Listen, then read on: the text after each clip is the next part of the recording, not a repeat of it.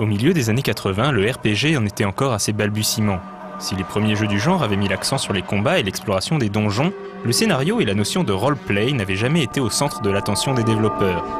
Délaissant la fantasy classique pour un univers post-apocalyptique inspiré de Mad Max, l'équipe de Brian Fargo allait créer en 1988 un jeu devenu légendaire qui posait les bases du RPG moderne.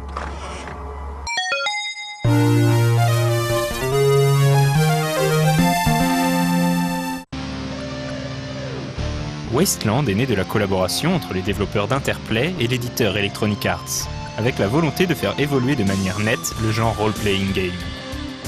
Le jeu prend place en 2087, au cœur du territoire autrefois appelé Nevada.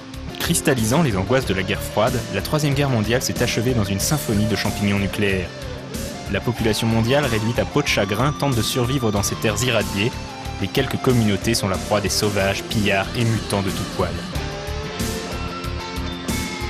Le joueur incarne une équipe de rangers du désert, bien décidés à protéger les civils et faire respecter un semblant de loi. Leur périple les mènera jusqu'aux ruines de Las Vegas et les opposera à une menace surgie du passé qui semble bien décidée à annihiler les derniers bastions de l'humanité. La particularité de Wasteland, c'est que son scénario, digne d'un roman, était raconté dans un épais livre fourni avec le jeu. Les différentes parties de l'histoire étaient divisées en paragraphes, le jeu invitant régulièrement le joueur à s'y référer, à la manière d'un livre dont vous êtes le héros. Miguel explique que vous êtes venu apporter votre aide. Le vieil homme examine vos armes et vous dit qu'il ne croit pas que vos sarbacanes seront d'une grande utilité contre la vermine blindée, mais que vous pouvez toujours essayer. Pour dissuader les joueurs de feuilleter le livre et donc de spoiler l'histoire, les auteurs avaient intercalé un autre synopsis, cohérent de A à Z, mais qui n'était absolument pas celui du jeu, puisqu'il y était question d'un voyage sur Mars. Wasteland introduisait également de nombreux choix moraux, lourds de conséquences dans cet univers sans foi ni loi.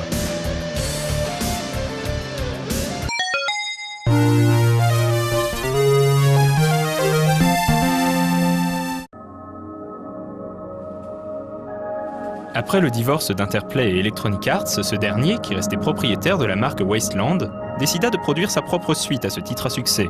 Intitulée Fountain of Dreams, elle se révéla une déception pour de nombreux fans de l'original. Certes, graphiquement, le titre était plus riche, mais le scénario passait au second plan, remplacé par un grand nombre de combats à la difficulté mal dosée.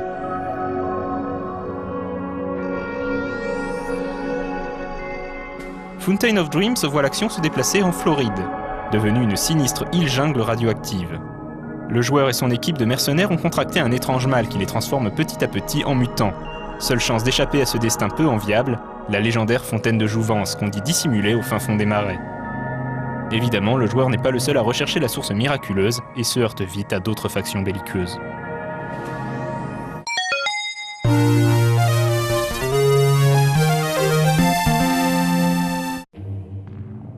Après un projet nommé Meantime annulé au début des années 90, il fallut attendre une décennie pour qu'Interplay se décide à donner à son tour une suite à Wasteland. Toujours supervisée par Brian Fargo et conçue par l'équipe visionnaire de Tim Kaine et Leonard Boyarsky, celle-ci deviendra le plus grand RPG à avoir jamais vu le jour sur ordinateur. Ce sera bien sûr Fallout, dont on explique mieux le sous-titre Into the Wasteland quand on connaît son illustrailleul.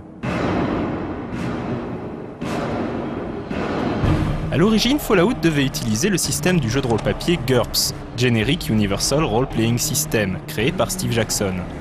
Mais après en avoir trituré les fondements dans tous les sens, l'équipe d'Interplay décida de créer son propre système de jeu baptisé Special, en référence aux 7 attributs des personnages. S comme Strength, c'est-à-dire la force, P comme perception, E comme endurance, C comme charisme, I comme intelligence, A comme agilité, et L comme luck, c'est-à-dire la chance. Le personnage incarné par le joueur a passé toute sa vie dans un gigantesque abri antinucléaire, l'Abri 13. Lorsque la puce de traitement des eaux de l'abri tombe en rade, il est envoyé à l'extérieur pour trouver un modèle de rechange. Mais il n'a que 150 jours pour y parvenir, et le territoire à explorer, le sud de la Californie, est vaste et dangereux. Et on raconte que loin au nord, une armée de mutants se rassemblerait pour déferler sur ce qu'il reste de civilisation. Fallout a marqué les esprits par son histoire et son ambiance résolument mature, mais aussi par son système exemplaire d'évolution du personnage qui donne vraiment le sentiment de modeler la personnalité de son héros, ainsi que les nombreuses manières d'accomplir les multiples quêtes. Fallout est un des trop rares jeux à offrir la possibilité de vaincre le boss final par le dialogue plutôt que par la force. Sombre et violent, Fallout brillait également par son humour particulièrement grinçant et ses dialogues très élaborés. De nombreuses références au Wasteland originel parsèment le jeu, notamment l'un des PNJ que le joueur peut enrôler dans son équipe, Tycho, qui se présente comme un ranger du désert. Il est également possible de trouver le Red Ryder Gun, qui était l'arme la plus puissante dans Wasteland.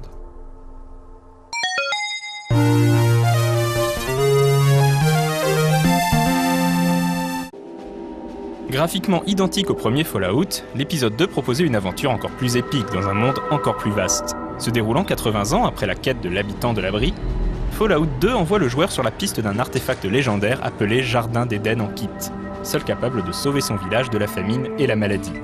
Sur son chemin, il devra se mesurer à l'Enclave, une force paramilitaire au dessein évidemment sinistre. Si Fallout 2 a moins marqué les esprits, c'est sans doute en raison de son faible nombre d'améliorations et sa proverbiale liste de bugs. Toutefois, il offrait aux joueurs des possibilités tout à fait exceptionnelles pour l'époque. Peu de jeux permettent aux joueurs de devenir trafiquants d'esclaves, stars du porno, ou de faire un mariage homosexuel.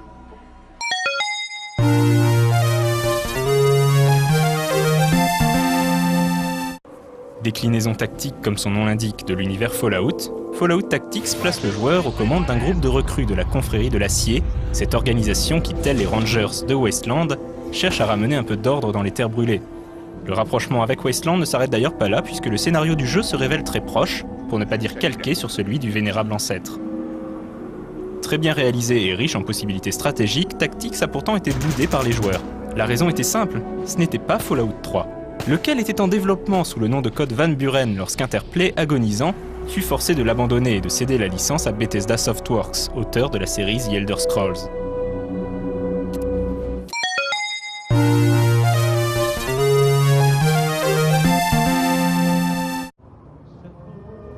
C'est donc Bethesda qui est désormais au travail sur le très attendu 3e épisode.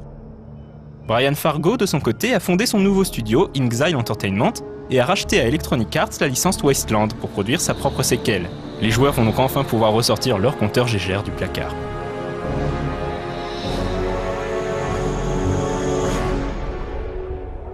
War. War never changes.